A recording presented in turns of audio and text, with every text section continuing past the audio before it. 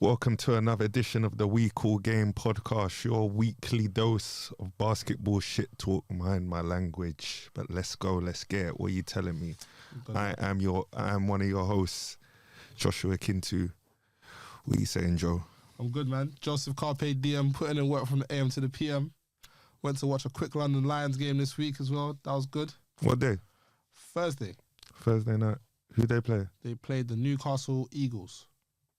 What was the game saying? Because I've been on the Lions before. It's quite lit. Like No, it's good. It's good. They lost by like 30. I shouldn't really say this on air, but it's like normally, like you can buy a ticket, you kind of sit anywhere. But it's like I was courtside. Like when I went, I was flipping Spike Lee seats. Like you were that close? Yeah, fam. I was right courtside, bro. I paid £20. I was a bit late. And then a lady was just like, "Oh, you just find the seat." But I paid £20 because it was meant to be like all right seats. So I was probably meant to be like 4 or 5 rows behind where I actually sat. But I saw courtside was just free. I just based there. I might have to do that. Yeah, that's what I said. Yeah, man.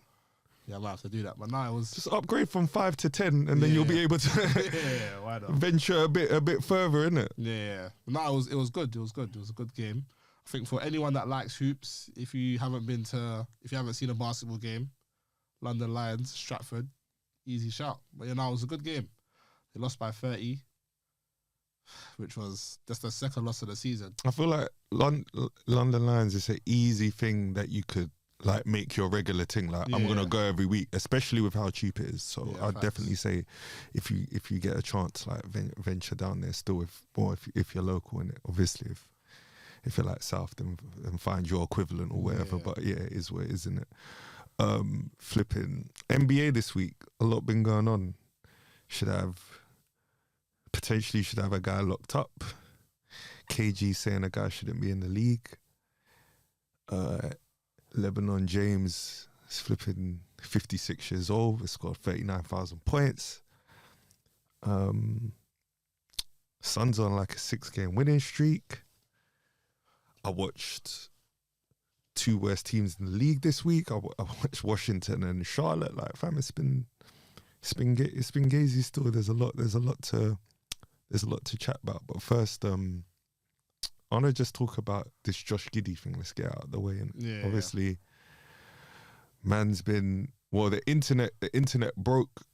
What evening was it? I don't know what evening it was, but they bear these allegations that. Basically, there was just a girl that I think was 16. Yeah. 16 saying that obviously they're doing a thing. And like, I think the Snapchat or Insta post she selfie she put up was her. I think Josh Giddey's in the back, and the caption is like, "Yeah, I just had sex with Josh Giddey" or whatever. Now I don't know what the legal age in Oklahoma is or Australia, because he's Australian. He's Australian, isn't it? But like, that is wild. I can't lie. Still, that's mad. That's some Karl Malone. I know. type numbers there. You know them way there. Like, and like obviously he still played the game. The team and the NBA were just like, from what we know, like, he can still proceed to play and all that. But it just kind of brings into question, like, obviously man's still allowed to play. He's potentially done something mad illegal. When you look at Ja Morant, technically what he did wasn't illegal. It's just stupidity. Man got slapped with 25 games straight away. Obviously flagrant offender and all of that. But I don't know. Like, would I have felt more comfortable if it was just a thing where, okay, Josh Giddey can't play until, this is resolved? Or maybe they know it's going to be resolved quite quickly and there's nothing there and that's why he can play. But it was an uncomfortable sort of like 48 hours before that game came where it was just like, oh yeah, everyone on the internet was saying that man's basically a nonce. Yeah, I think with the NBA, I think they take certain allegations more serious than others. So how can you not take him, to be honest? Carmelo still does adverts and stuff. So it's like they have previous. No, because you know what it is. What it is because of the nature of NBA players, these accusations probably do come up all the time. 100. 100. So Josh Giddey's probably not the first, nor would he be the last of a girl who is allegedly underage accusing him of sleeping with her. Like going on Snapchat and saying, yeah, I just slept with Josh Giddey. But it's not even seeming like oh yeah, I just slept with Josh Giddey, he took advantage. This is like, no, we're going out. Do you get what I mean? That's what it's seeming like, yeah, that's his thing. That's a bit mad. That's what I'm saying. It's wild. Yeah. Either way, it's wild. But it's just like, so NBA player, the vast pool you have to pick from. You're picking a 16-year-old. If that's the case, allegedly. Yeah, we have it's to wild. throw allegedly in there. It's wild. Yeah, it's wild. It's bare mad. If no one in the NBA is gonna say it, I'll say it, innit? And his teammate Shai Gilgeous-Alexander, he kind of backed him up. He said that's his business, innit? So it's like I hope for my men's sake that this is just like the internet finding something and trying to pick on man, because you don't want to wish that to be the case for. You don't want that to be the case for the girl in question, or for the man whose career is on the line, or whatever. But fam, it's a crazy world, isn't it? Yeah. And I don't really think the NBA will make a big deal out of it just because it's Josh Giddey. They're already sweeping it. On like it's barely even a big deal anymore. Yeah. I think as soon as he steps on the court again, that's when you're kind of programming everyone into it's not really a big deal, because it hasn't caused no ripple effect. It's not, oh, he's not playing because of X, Y, Z. It's just like, oh, man's still allowed to play, so maybe it's nothing. And that's the assumption that probably gets made when you see man still allowed to. But do you think it's fair to suspend players based on accusations and no actual police chart, no police report, no nothing? It depends. It depends on what lands at the. It depends on what lands at the NBA's table in terms of what they've done, the information, how much information they have at that time, how serious it's a case. But I don't think there can be a hard and fast rule on cases like this. You almost. I think that's where you're probably more in danger of letting things slide under the carpet. You actually have to have the patience to take it on a case-by-case basis, or else. Nah, I hear you on that. Because if it's a case of players can be accused of whatever, and they can get suspended, I think that's unfair on the players. So people can just get accused of, oh, this person, I allegedly slept with this person, so because of that I'm suspended. So I think that sets a bad precedent. Hey, look, that's why you got commissioners. You've got like that's for them to decide. Like man was allowed to play in it, so we'll see how things develop with Josh Giddey. His team's playing well. He's got all NBA teammate. He's got Rookie of the Year candidate on his team. Like that team's going places, in it. So this is kind of the last thing they kind of need to derail them from the trajectory they're going on at the moment. But speaking of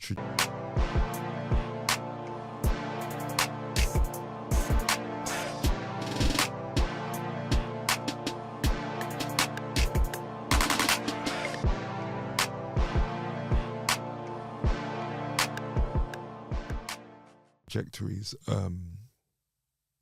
Jordan Poole and the Washington Wizards, KG put him on blast this week, talking about how men shouldn't be in the league. Have you got the snippet?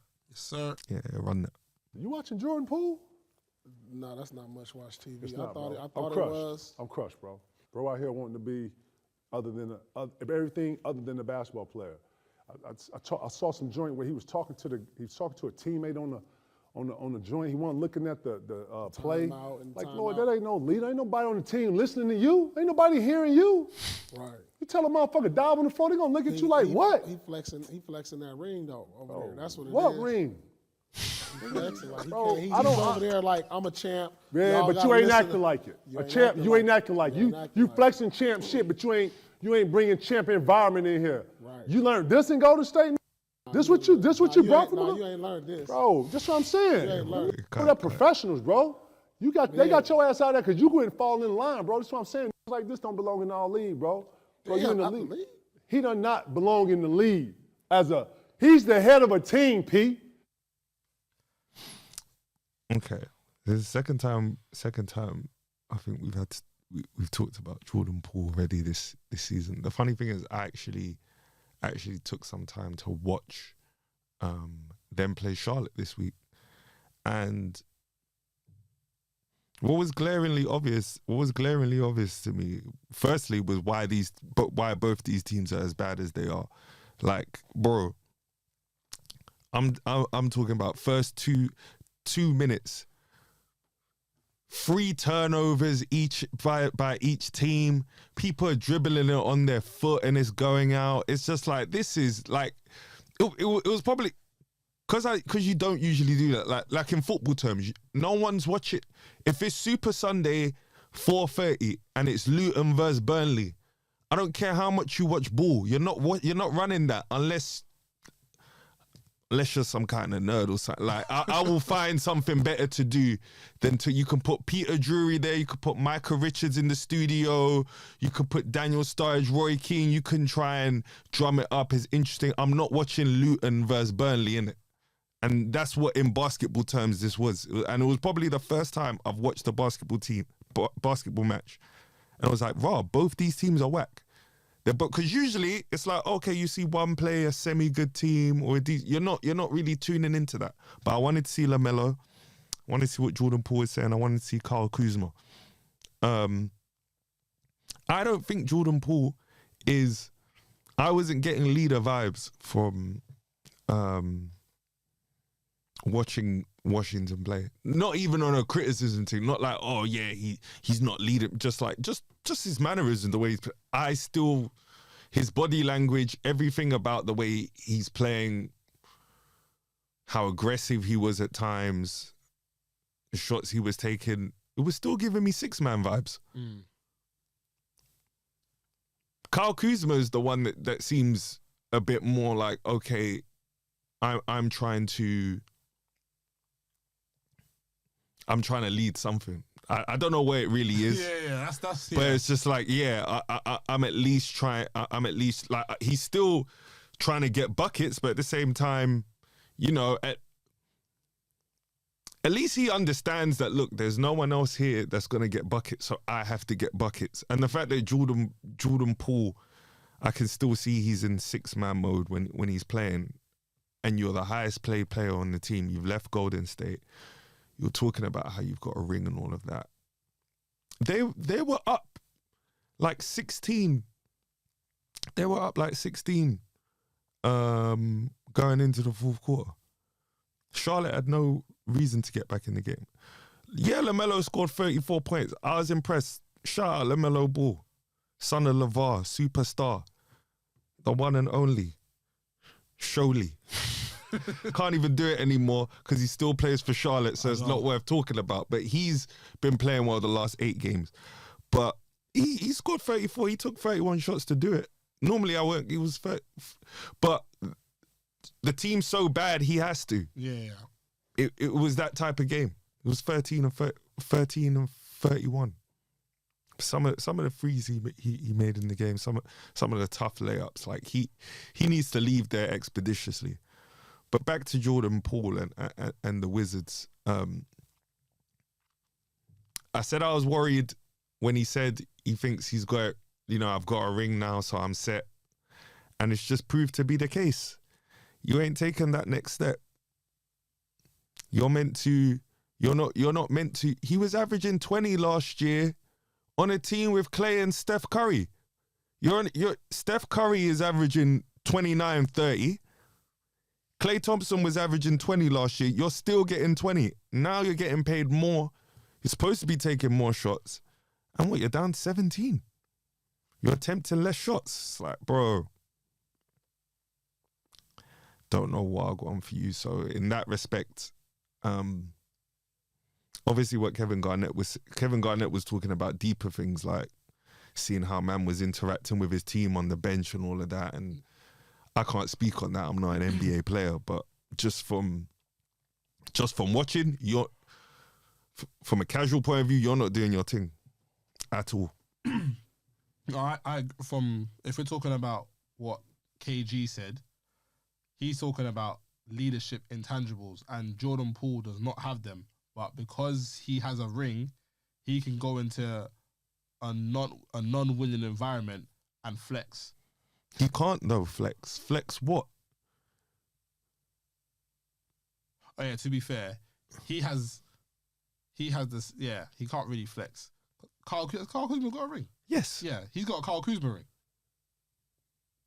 Yeah, and the way Kyle Kuzma's approach, I can see that growth in him. Yeah, because that's someone who was on the Lakers, meant to be a third string, couldn't quite get you that 18 points, and that was around like 12 or 13 or whatever.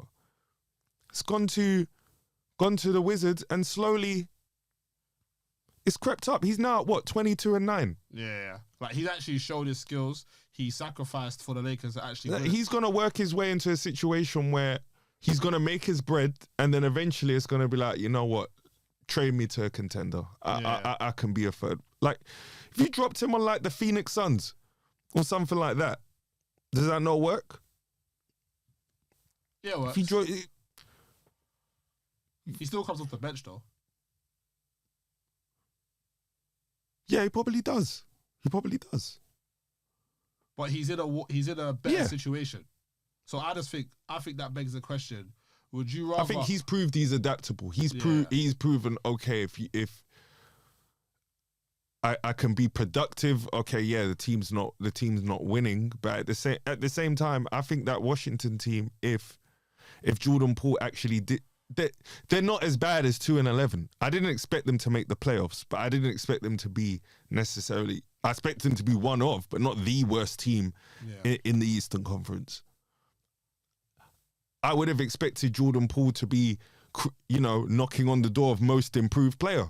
So if he's getting that, then I would expect, okay, if he's at MIP level, he's probably taking his scoring from 20 points to 25. Maybe the team can win, I don't know, 30 to 35 games. These lot are looking like 22. Or so, these lot are looking like a bunch of rookies. Yeah.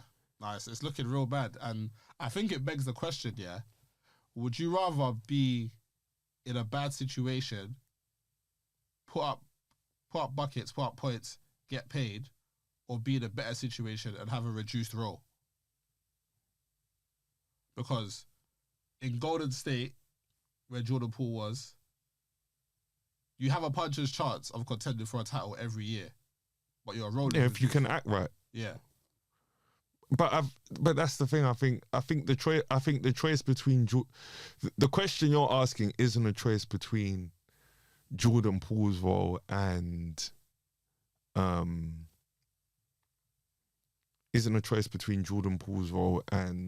being a max player, because one, Jordan Poole kind of got paid, and two, he was kind of a sixth man, and three, he was averaging 20. So what, you're telling me, oh, okay, I could average 20, I've just got to come off the bench. Everyone's still going to look at me as like, I don't know, if I can win, 5 championships, greatest sixth man. Like, you're going to take, the question you're asking is if I'm a role player, if I'm 18 minutes off the bench, I'm not necessarily in the rotation for the fourth quarter or crunch time and all that. If I'm really a bench guy, or if I'm a max player. And I can't lie, I'd rather be the max player. Because at least if I'm the max player, I'm at a bad team. I'm putting up all these numbers. We can't win a championship or whatever. Eventually, franchise is gonna work out. Okay, this is not working. You have to move me. And then it's a case of, am I lucky enough to fall in a situation where I can either contend and win, or I can fit in somewhere.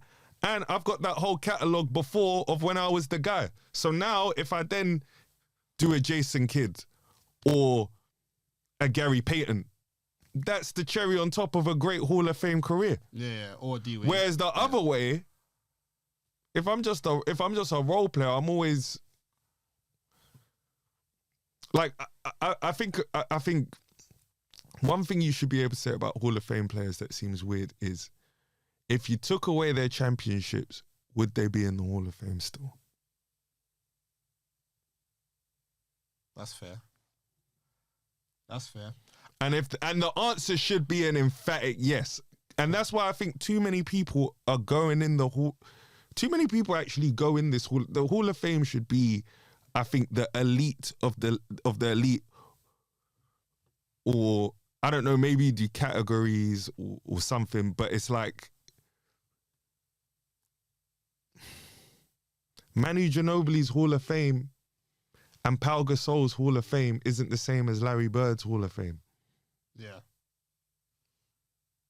You get what I'm saying? I agree, because they're role players. And like, No, it's not even that they're role players. It's like, okay, we strip away the championships again. Yeah. Larry Bird's on an individual,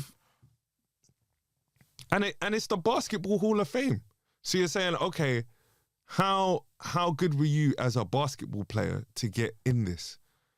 So then why are players so heavily penalized on your team situation? Oh, because it impacts the winning and all that. It's like, I think all that stuff can be overstated and manipulated in a way to, whereas it doesn't really make that much sense. If I'm not on, if Chris Paul has never in my lifetime been on a team that was the outright favorite to win the championship, and a lot of the time when these players do win the championship, they're probably, bar Detroit in my lifetime, you're looking at the start of the season, they're probably your first, second, or third pick to win the championship. Yeah. I think with a Chris Paul, for example, I think he's put up good enough numbers to where he's in the Hall of Fame. People call him a Hall of Famer. Yeah, no one's questioning Chris Paul, but in defense of the role players, I think these guys could be on a bad team, put up 20 points and be bad. But I think the role players have more self-awareness. Like, okay, I don't think Robert Horry's putting up 20. You don't think Robert Horry is good enough to put up 20 points if he's allowed to take 30 shots? I think every NBA player can put up that. Exactly, that's my point. So all these players can put up points, but they look around and they be like, okay, cool, I think I'm cold, but I've got Hakeem. No. It's not them. It's the general managers. It's the team. It's the coaching. He's getting paid X amount of money. So how can we have to expect him to deliver this? That he was our number one draft pick. So I don't think the players definitely don't make that up. Or why wouldn't why everyone wants to take 30 shots? Everyone wants to take 20 shots. Everyone wants to be more involved in the team's offensive scheme. So that's why I say it's not fair. Do you think so, though? Huh? Do you think the players do not decide that? No, but do you think everyone wants to put out 20 shots, though? I don't think so. No, I was wrong when I said that. No, look at it this way. I think everyone would like to, but some people understand that, okay, yeah, I can help the team doing other stuff as well. Yeah, and that's where the role players come in. Of course. Because part of being the alpha and the lead guy of a team is having that ego to be like, I want to take 20 shots. Whereas when me and you played, I didn't have that ego to want to take bare shots. My ego was more, I would have blocked shots, get rebounds. But you couldn't. Exactly. And I know that. That's what I'm saying. The awareness is part of it. It starts. So I hear that. So it's like, okay, I want to take 20 shots. I make the majority of my shots. I'm getting buckets on everyone in training.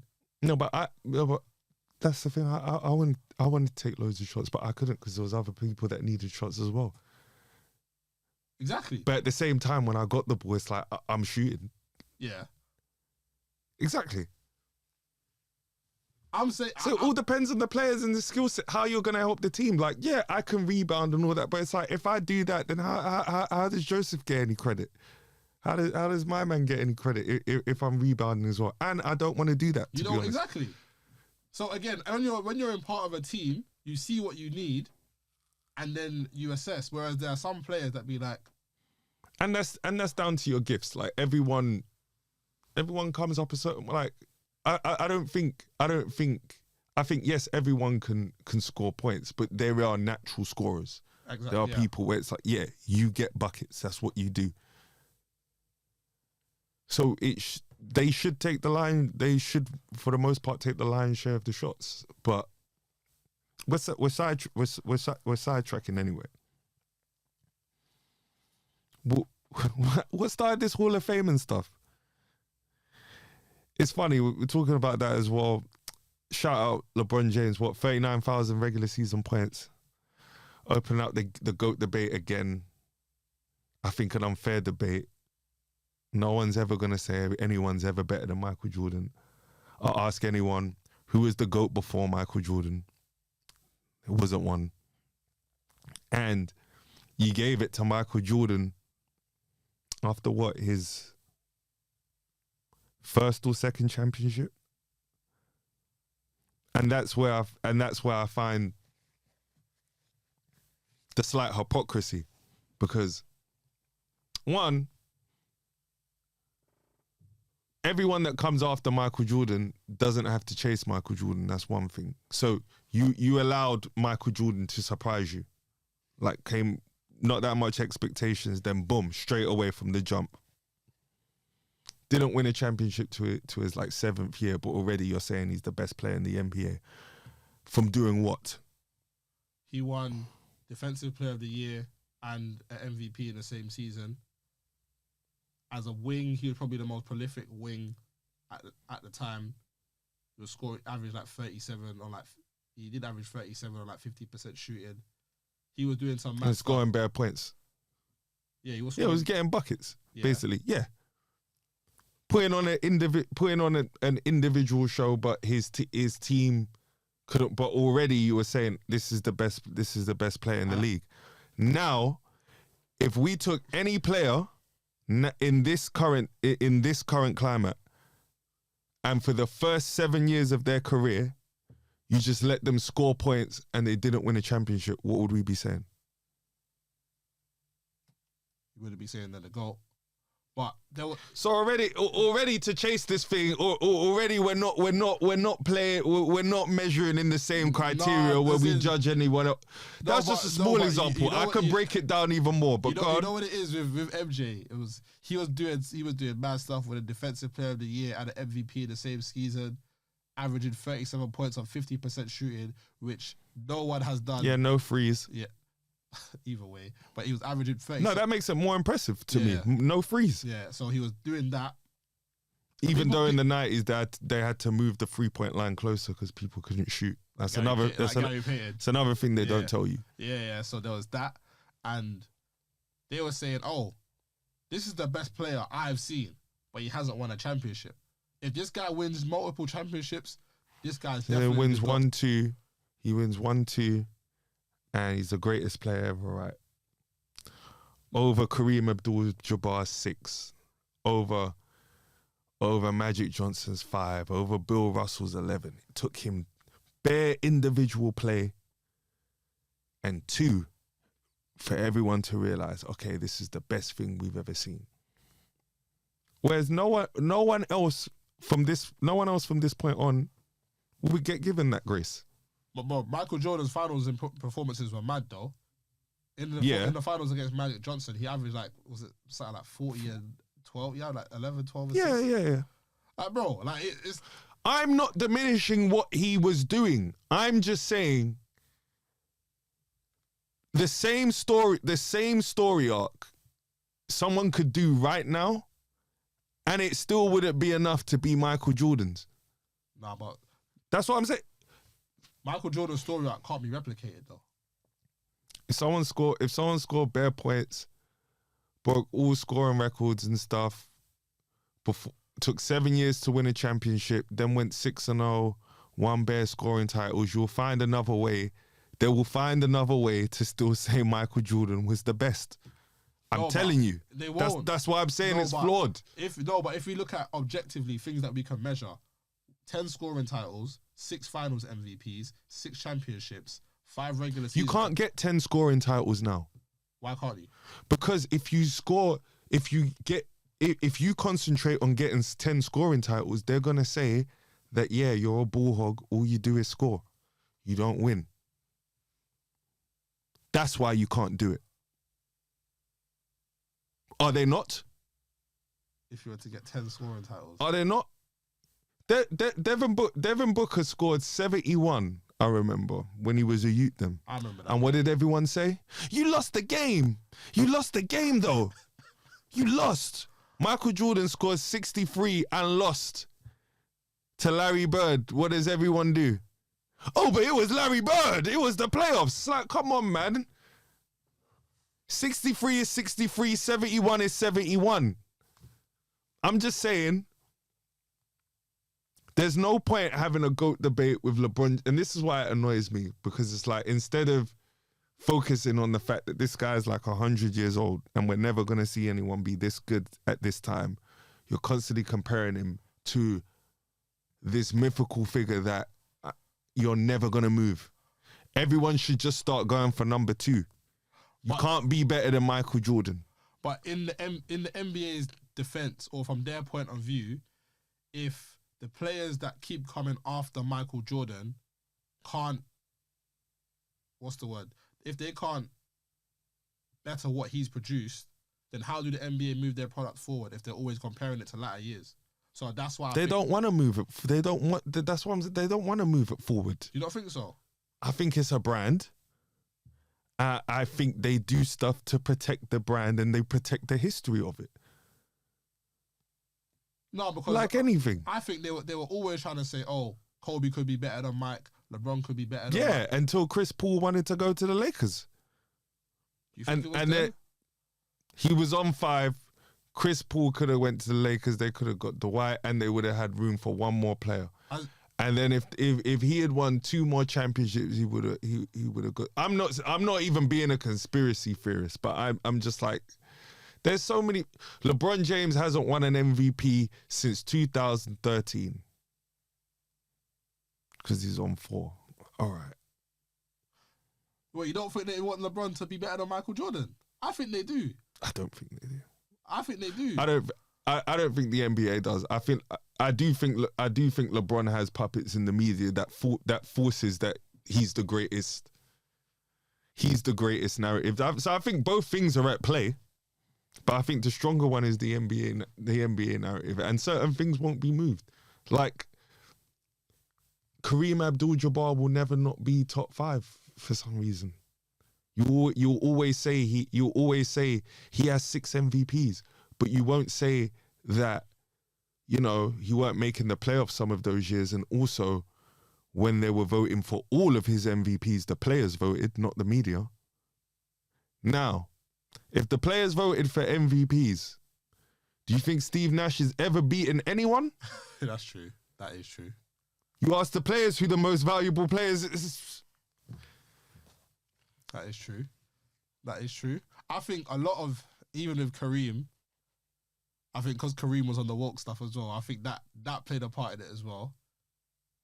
Because even not really, they didn't like him. They didn't like him at the time. It was very anti-media. It was very, very anti-media. But I think with LeBron, with Kobe, sorry, I don't think they would ever give Kobe the credit in the GOAT debate, because 1, he copied Mike too much. We have the 2004. We have 2006 where he blew a 3-1 lead to Phoenix. I think there's just too much stuff. How's that? And that's the thing. How is that? I'm not even making the GOAT. I'm not even making the GOAT debate. But I would think a more, the way I view the GOATs, or the way I try and compare players is this person at his apex against that person at his apex. And if my man's apex from 22 was as high as some of these players when they're like 28, 29, then what are we really talking about? Oh, he was playing with Shaq. Magic played with Kareem. You never hear that get spoken about. And that's why I say they protect certain narratives, because that's an easy... Literally, they were doing a list on ESPN the other day. And Shannon Sharp was like to Stephen A, you say Kobe played with Shaq, but you never say Magic played with Kareem. And it was just like, oh, that's another discussion. And then you moved on quickly. I'm like, fam, why do you not open up the debate? There's a reason why no one says Magic played with Kareem. Because when Magic played with Kareem, he was older. And after the first championship that they won... How they played for, I think, 10 years. Right? Yeah, I think so. They played for 10 years.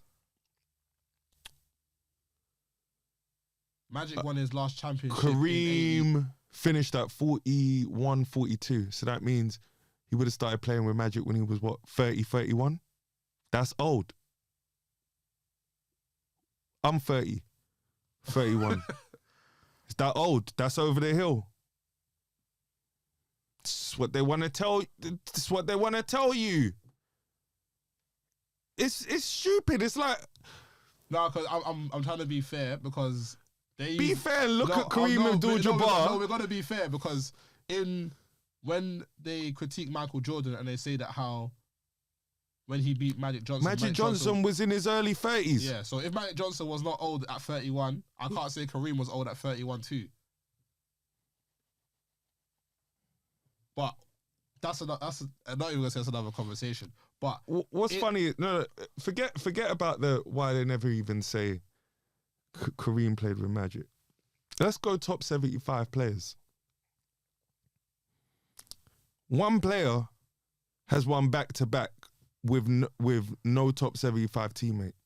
One player in the history of basketball. Hakeem Olajuwon. Kobe Bryant. I said back-to-back. With no top 75. Without a top 75 player. Get no respect. Magic Johnson, Bob McAdoo's top 75. James Worthy, Kareem Abdul-Jabbar. I think maybe even Norm Nixon might be. But double check that. No, I said James Worthy, Bob McAdoo, and Kareem Abdul-Jabbar are definitely all top 75 players. I know they're in the top 75. I don't know whether Norm Nixon is. But it was another cold player you have. People talk about super teams with LeBron James. Man was literally rolling with a super team his whole career. His whole career had 3 top 75 teammates. And in turn, Kareem did as well. And we can throw in Oscar Robertson as well. Doesn't get counted against them. My man gets drafted to a team with Shaq, who, all right, let's talk about Shaq before his first championship, right? Great player, top 50 within his first 3 years. But people want to talk about winning, and because that's so important in the NBA. Let's talk about what Shaq was doing before. Got to the NBA Finals in 95, got swept. Got to the Eastern Conference Finals in 96, got swept. First year at the Lakers, Kobe's rookie year, lost 4-1 to Utah. Kobe's second year, sophomore year, swept against Utah, Western Conference Finals. Next year against the Spurs, Kobe's third year, swept against the Spurs. Kobe's fourth year, which if he done all 3 years of college, that would be your rookie season in the NBA. You win a championship. yeah, Shaq was MVP and all of that, but it's like, okay, you're doing all of that getting swept, and then as soon as what happens, you're able to do what? Oh, Shaq had higher numbers in the finals. How can we how can 2001 playoffs? Do you know what Kobe Bryant's averaging before the finals? So he averaged like 31 points before 31 points before the finals, 25 in the 25, 26 in the finals, averages 29 for a whole player. That's carried. You're in a tougher division in the Western Conference. You're leading the team all through that, and then we play the East. It's funny, Shaq can go around saying in interviews, oh yeah, I used to come to training camp fat because I knew I had Kobe. I knew I didn't have to work out. And then you still get these media people saying, oh yeah, he carried him. It doesn't make any sense. Does it? Does that make sense? No, it doesn't. I know I don't have to do anything in the off season because of who? But yeah, that counts against you in the GOAT debate. That's why it's like, look, they have who they choose. Bill Russell always has to be in the top 5 because he experienced extreme levels of racism. I know that. Cool. You're throwing shit on his wall and whatever in Boston, doing all of that stuff. That's fair enough. I get it, innit? I'm just not gonna do it myself. Nah, so with I'm gonna do it myself. With Shaq, there's a bit of context. So he's drafted by Orlando, who have had no history of winning until he's got there. He's drafted in 92, 2-3 years later, they get to the NBA Finals. Yeah. There's an all-NBA guard with him, Penny Hardaway. Oh yeah, he does. But Shaq's leading that team. He gets swept. That's a knock on him. Making rap songs before the 95 finals. No, he said I've heard him say in an interview, oh, we weren't ready for that final. I didn't get my team ready. We thought because we beat them in the regular season, you know, we had it made and all that. That's your leader. Yeah, and this is the thing. That is the leader. Yes, and Shaq's leadership was questionable at times. And so was Kobe's. No, at times, because I think being that abrasive when you're young will be difficult for other adults to sort of. It's not going to endear you to your teammates, but at the same time, I just find it funny how the workaholic is the selfish one. When you're being selfish by not maximizing what you're doing, and 2, it's facts. Phil Jackson knew, I've got to massage Shaq's ego. I don't really have to massage my man's ego. So because of that, you get the narrative where, okay, Shaq literally said one time, if the big dog doesn't get fed, the house won't get guarded. Do you know what that means? If I don't get the ball, I ain't playing defense. Yeah. Listen, I'm not one of these guys that's... No, you are. But it's cool. You are. You definitely are. I'm not going to say Shaq was selfish in ways too, and so was Kobe. That's why I think they both needed Phil. Because they both didn't start winning until Phil got there. Because there's Shaq, who is a childish joke, man, and to someone like Kobe, who's on it 24/7, that would vex him. And I totally get it. That's why I think you need a mediator between both of them. I definitely do. I just think, just to sum up this whole LeBron James, Hall of Fame, legacies, Bill Russell, all of that. It's like, look, the NBA has their guys in it. That's all I'll say. They have their guys. They have the story they want to tell. They have, it's almost like an encyclopedia, a book, a story you read your kids at night, innit? And I know the chapters of it. Yeah. I know what you want to say. Yeah, you know, that Michael Jordan beat the Detroit Pistons when they were old and whatever. It's like, fam, they weren't old. It's like, do you tell the part where the Detroit Pistons won back-to-back championships because they were the only team that were flying first class? Imagine that advantage in the 80s. Is that true? Fam, yes, they were the first to do that. That's mad.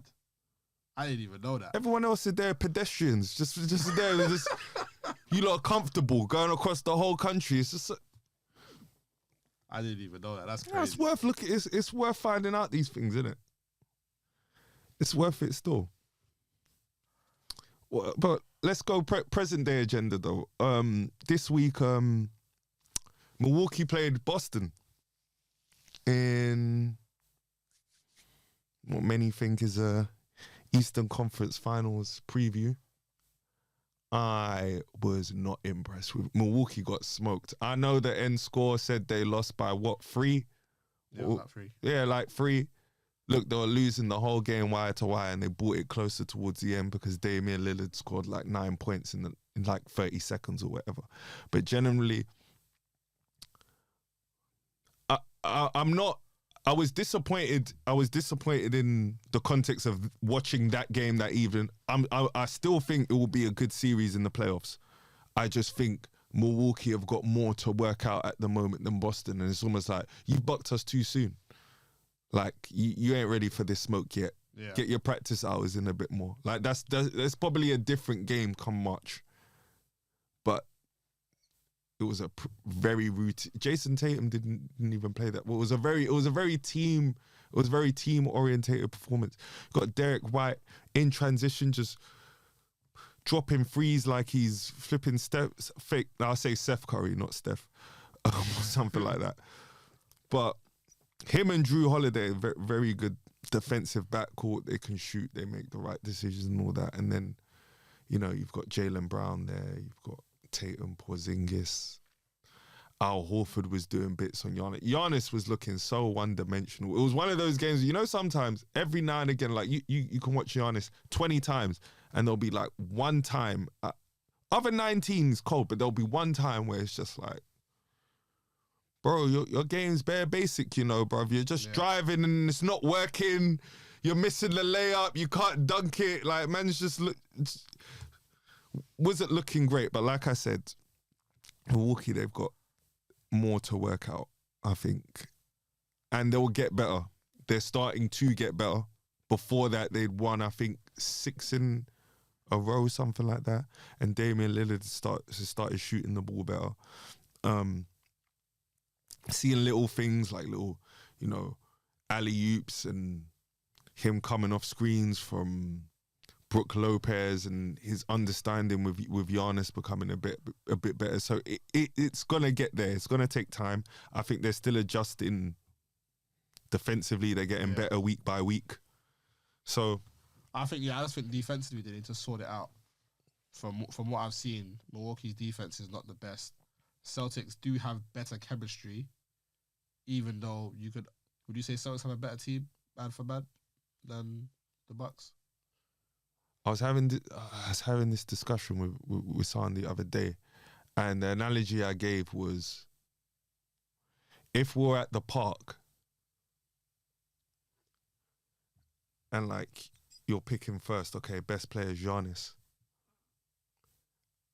I would say maybe the best player is Tatum, but it's still debatable. May still even be Lillard. So it's like the two best players do kind of play for, arguably the two best players in a series with the teams play for the Bucks. Yeah.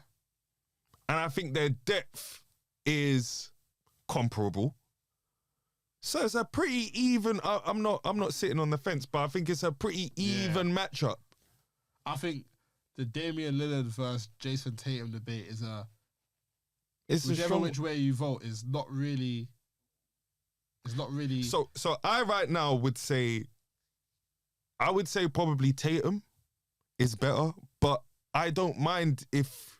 You say I don't mind if I get it. It's cool. Like, you're taking time. Maybe I should take time, innit? It's true, calm. It's true. And I've been thinking about something, Let's say Denver or Boston win the championship. A team that hasn't got like a massive combination of megastars. I've been thinking about it. What's more important to win a championship? Big name players or chemistry? I think the last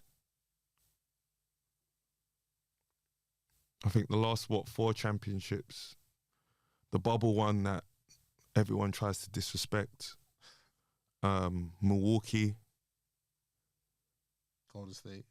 Golden State, Denver.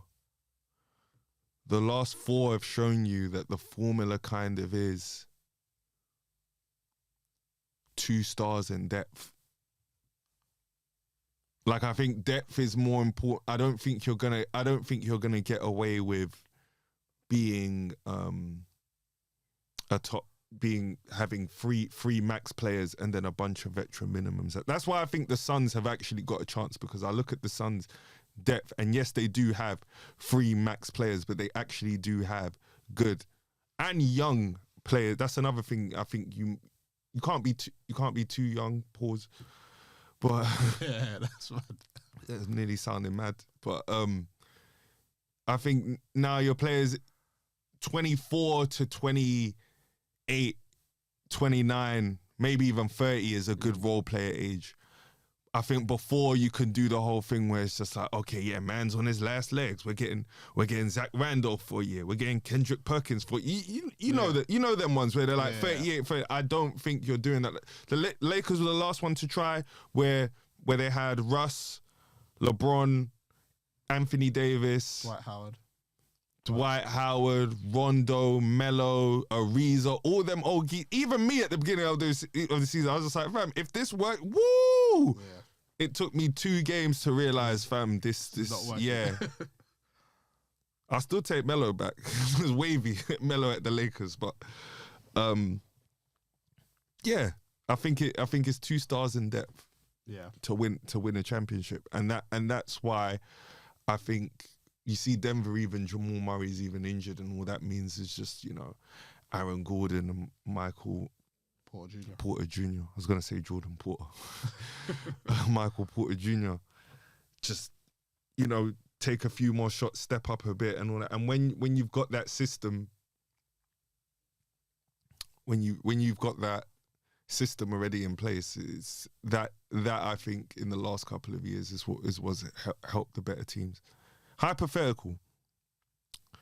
If Golden State continue to be bad, let's say that the I don't think they will, but let's say Steph demands a trade.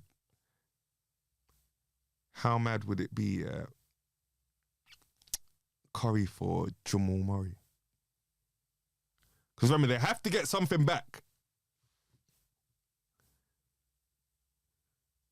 Obviously, they'll throw in something else, but could you imagine Jokic with Steph Curry? They win a chip. 1? Saying they could definitely win. I think they could definitely win 2. The combination of... Because Steph doesn't really play on the ball anyway, so exactly. Jokic can still do that pick and roll. Yeah, that pick and roll would be crazy. 2 MVPs. Like, on a basketball thing, I'd just like to see it, but I just thought to throw that out there, maybe just to leave everyone with something to ponder with for the week. If Steph Curry played with Jokic, what would that be saying? What that is that basketball perfection in this day and age? Yeah, it might be. You got spacing, you got unselfishness, you got high IQ. Yeah, 1 championship is being generous. Yeah, they win multiple chips.